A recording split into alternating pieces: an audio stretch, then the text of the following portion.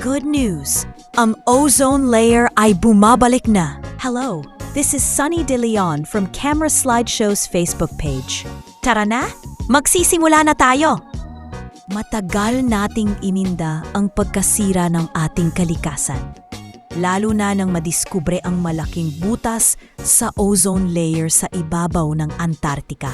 Ngunit ngayon, may magandang balita ayon sa United Nations, unti-unti nang bumabalik at gumagaling ang ozone layer.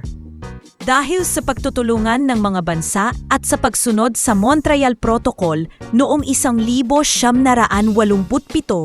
bumaba ng mahigit 99% ang paggamit ng mga kemikal na sumisira rito. Isang patunay na kapag ang siyensya ay ginabayan ng malasakit, disiplina at respeto sa kalikasan, kayang gumaling ng mundo. Genesis 1 verse 1. Nangalikha ng Diyos ang langit at ang lupa. Payo, huwag nating sayangin ang kagandahang unti-unti nang ibinabalik ng kalikasan. Ipagpatuloy natin ang mga hakbang na nakakatulong sa pagpanumbalik ng ozone layer, tulad ng pagtigil sa paggamit ng mga mapaminsalang kemikal at pagpapanatili ng malinis na kapaligiran. Sana rin, kung may mga mining korporasyon na patuloy pa ring sumisira sa kabundukan at kalikasan, ay matigil na para sa kasiguruhan ng lahat.